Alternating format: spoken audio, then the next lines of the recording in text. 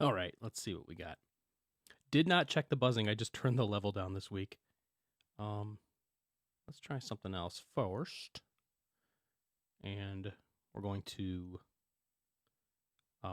share this like usual every week. So this is before I actually start recording. I do this every week. For anybody that you won't hear this in the audio release that comes out every week. So I gotta share it as myself. And share it to my friends. Cool. So now I can go back to my Manly Hanley podcast Facebook page and then try to keep an eye on the, comments and panel and all that stuff. That's where YouTube's kind of better for that stuff, but YouTube blocks everything. So even when I add the track that I paid for, I have to every week submit a proof of purchase basically and dispute it because they won't fix it. So kind of had it with Google on that. So let's get going. Let's start this. Got a real busy day like everybody else probably, and recording this, I need to try to limit it to a half hour or less today. So let's see if I can do it. All right. I got recording armed, and here we go.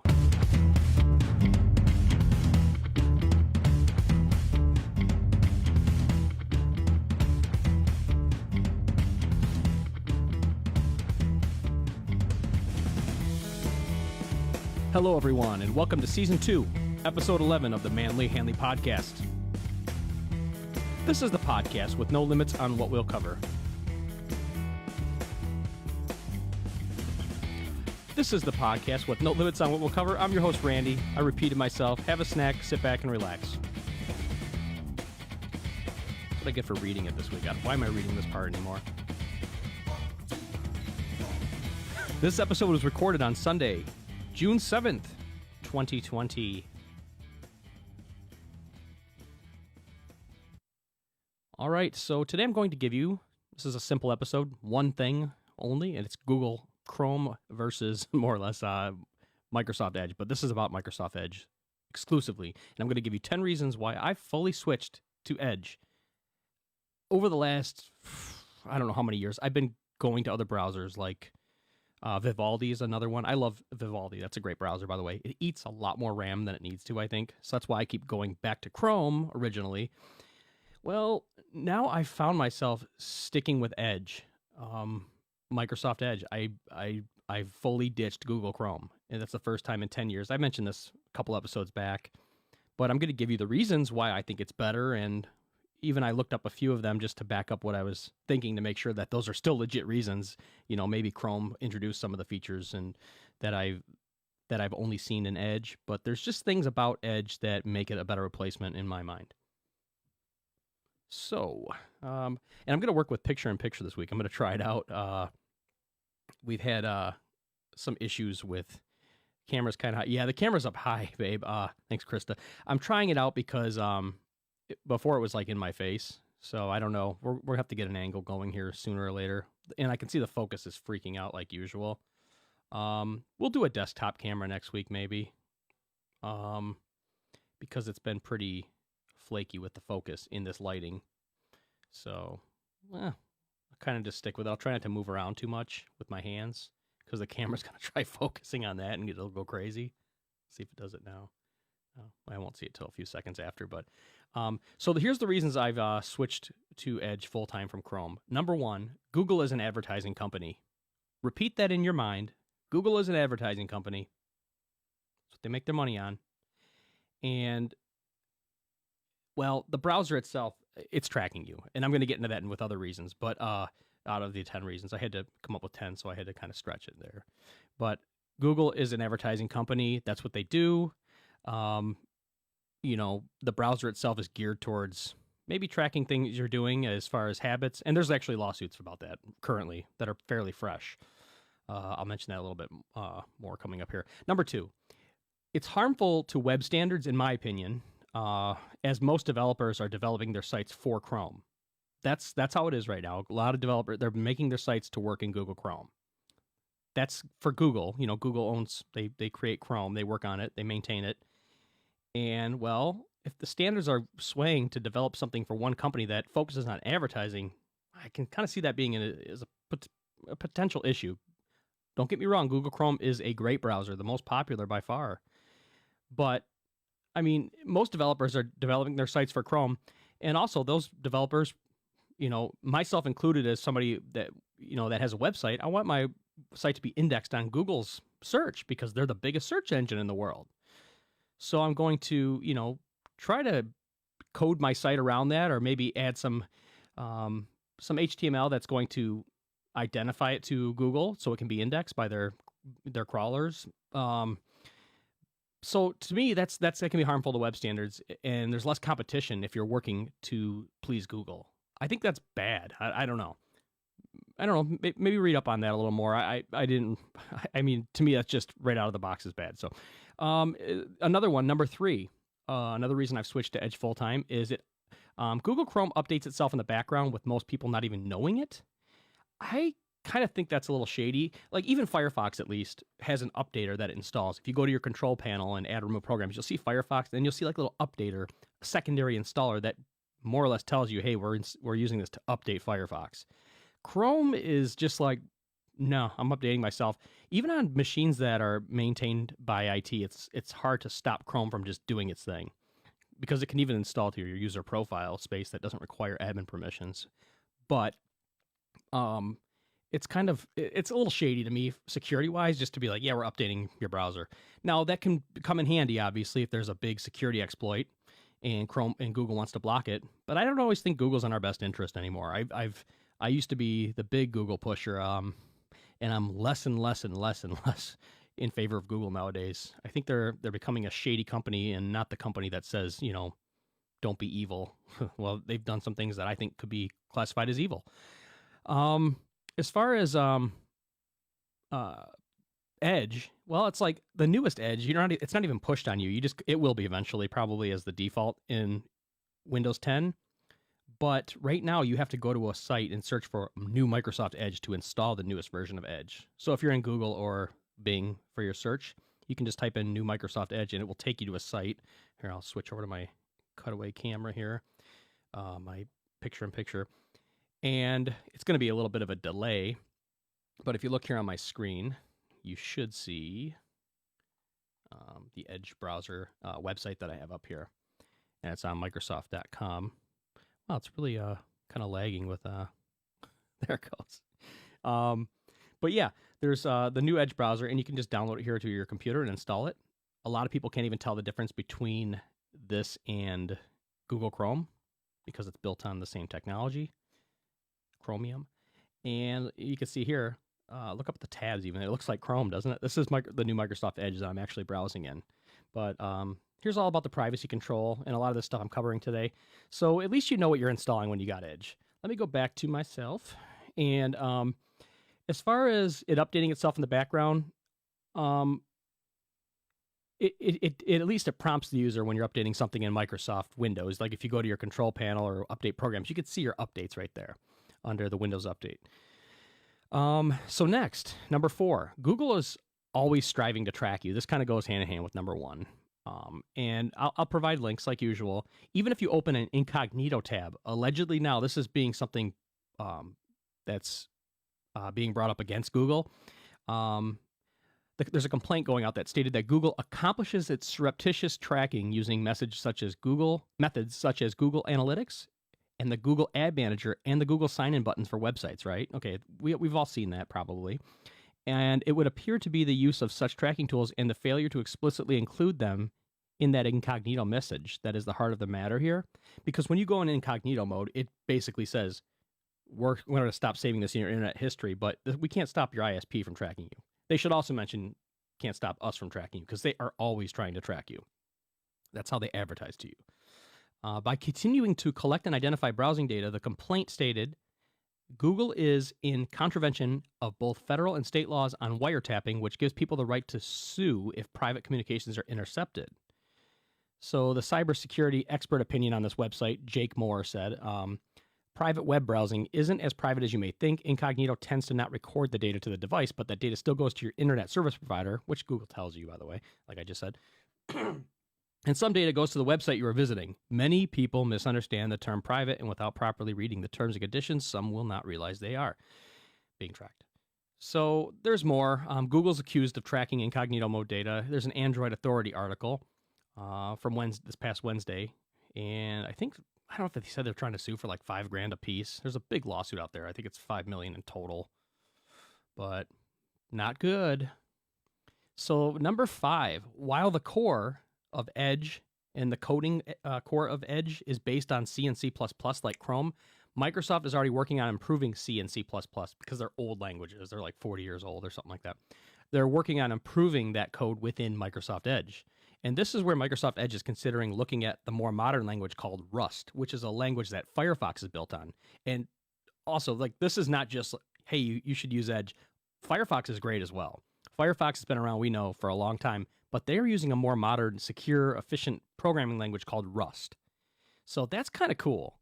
It doesn't have to be this way, as in my notes here, is while all Chromium-based browsers, Microsoft Edge, Opera, Brave, etc., and I think Opera's based out of China or something like that, not 100% sure, just off the top of my head. While all Chromium browsers are based, I got to gather my thoughts there. One alternative stands out, Firefox, though. And Firefox makes use of Rust. This is in my notes. And I have an article link to that. It's known as being memory safe. So that's pretty cool to know that. So Firefox is also a pretty darn secure browser, in my opinion, if you're looking for the security aspect. But I'll get into more on why Edge is still secure, in my opinion, as being in how transparent they are about what the settings allow in the security settings. So let's move on from number 5 and go to 6. Edge can run Chrome extensions. Now, I've mentioned this in the past, and that's many people's reason to stay on Chrome is because of the extensions. Well, if Edge can run those, why do I need Chrome? I don't. I do not need Chrome. And I've been finding myself lately using less extensions anyways that I originally needed in Chrome. So if if you look over here, let's cut back over and do picture-in-picture. And if we look in my browser, really you can see the only extension I'm running is Rakuten, which is buy.com, and it more or less just lets you see what sites are participating on a percentage back. It's free money when you're buying stuff on websites, and that's really the only extension I'm running. Everything built into Edge serves my needs. So if you look up here at the top right, it's just like Chrome's behavior. You can right-click on it and remove it. You can report it as, a malicious extension if you ever come across one. I've never had to do that, but pretty sweet.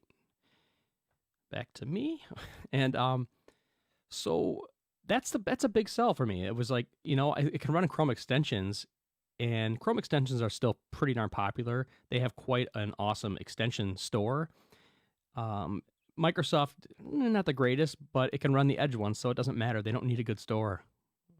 So number 7, even though Edge has gone through some drastic layout changes over the past few years, back and forth, Microsoft has always been proud to display that it uses less RAM than other browsers. They've stuck to working on that. And I find that it backgrounds or hibernates tabs very efficiently, less aggressively than some browsers like Vivaldi or, ones that just eat up RAM. Edge tends to do it really well. When I switch between tabs, I don't feel like I'm having to reload the whole site. They're just still there active when I need them. So that's really useful when you're on a computer with limited RAM, if you're using a computer that has like 4 gigs of RAM or something, which I hope you have more than that nowadays, but it's important, especially if you have a video site open like YouTube. Those can eat up RAM quite a bit. So, especially if you're running an HD video in one of those tabs. I can't speak for everyone's computer setup, as different people may be using different extensions for their browser. Keep that in mind and try it out for yourself and see if Edge eats up as much RAM as Chrome and Firefox.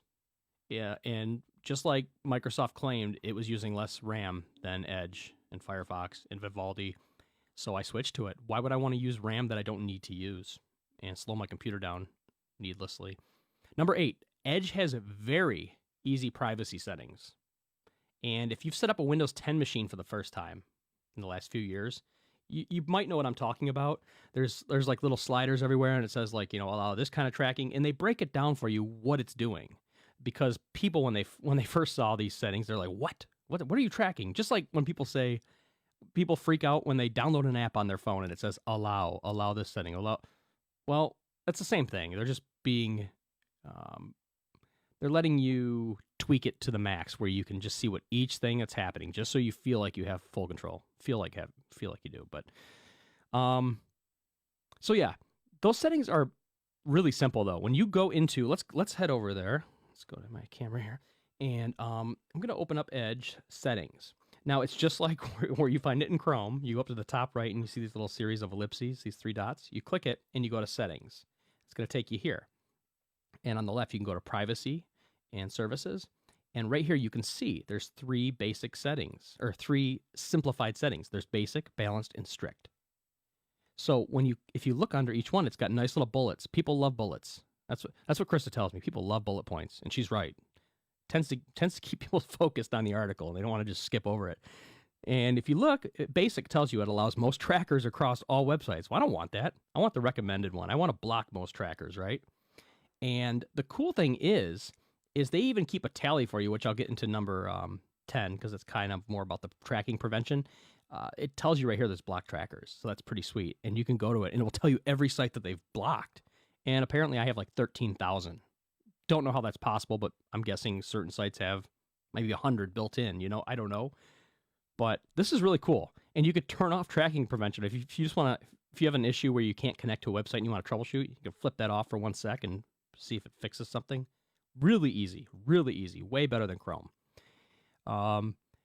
So yeah, Edge has super simple privacy settings. That should be a big one for a lot of people that are concerned about their privacy, because a VPN is not going to make you totally anonymous on the internet like a lot of these providers tell you. They're lying to you in a certain to a certain extent because Google can track you. You're logged into your Gmail. You're logged into different things. You're being tracked. There's no way around it. And this is a way to be a little less tracked. So number 9, tab groups and collections. You can organize tabs into groups because managing a ton of open tabs can be very messy. And if you have a ton of tabs open, I mean, you've seen what can happen. You want to drag them around. You want to drag it to your other monitor. Maybe if you have multiple monitors, just to space them out. You don't have to do that. You can add those tabs to collections. And if you're researching something, for instance, I covered this a couple of weeks ago. There's integration now with Microsoft and Pinterest with this collections feature. And you could take all these tabs, like maybe 20 tabs, say, throw them in a collection, give them a name, and then even export it to Excel, Word, or soon, I believe, I'm not sure if it actually was released yet, OneNote, which that's the only one I'm going to use. I love OneNote. And then in that OneNote, you can have that collection as like your outline of your research, or recipes would be a great thing to use this for. And I think that's what they even show you in the example for their collections on their website is recipes. So you can have a recipe collection. It's outlined nice and neat with all the links and the notes that you added. You can add notes as well. Chrome doesn't do any of this. I'm sure you'd have to download some extension that connects to the cloud, that connects to something. No, this is a Win32 app on your computer, a full-fledged program that can do these things out of the box. That's what you want, in my opinion. You want the functionality right there locally on your computer. Number 10 is that built-in tracking prevention that I just mentioned, and it's in that same exact area when you go to privacy settings, but to me it's worth its own point of it's blocking tracking. That's a big one, and it will keep a list, like I said, of all those sites that you've prevented from tracking you, or that Chrome Edge has prevented from tracking you. And I think everybody should at least give the browser a try. See if you like it. If it grows on you, keep it. If the browser has any type of shady activity, people are going to call it out. I mean, you see people calling out Google Chrome. It's the most popular browser in the world. It's bound to happen. But we all know that Google's an advertising company. And, I mean, they have to split up in other companies. Alphabet is a parent company, right? And just to not be so huge. So that's all I have for everybody today. But those are my 10 reasons to switch to Microsoft Edge. And give it a try. It's free. Sign up with, if you have a Hotmail account or an Outlook account, just use that as your syncing. If you're worried about, I'm going to lose my Chrome bookmarks, you're not. It will take those Chrome bookmarks import them into Edge and then back them up to the cloud if you sign in with your Gmail or Microsoft. Same thing as Edge, same thing that Chrome can do. Backs up all the bookmarks, all the passwords, all the sites, history, whatever. I think it does history as well, flawlessly. And it doesn't sign out and have this sync error that I used to always get in Chrome for no friggin' reason. It would drive me nuts. I haven't gotten that in Edge yet, so it does that just as well. Well, I'd like to thank you for putting time aside to listening to the podcast. Please follow the podcast. That's big. That helps us. If you're a new listener, we would love to hear from you. Visit our website, randyhanley.com, and leave a comment. While you're there, be sure to subscribe to the newsletter. I do not email newsletters. I mean, maybe 4 times a year. I'm not going to blow up your inbox. I'm not that person. So do it, please. Follow Randrums on Twitter and like the Manly Hanley Podcast Facebook page. Thanks for listening. Have a great weekend.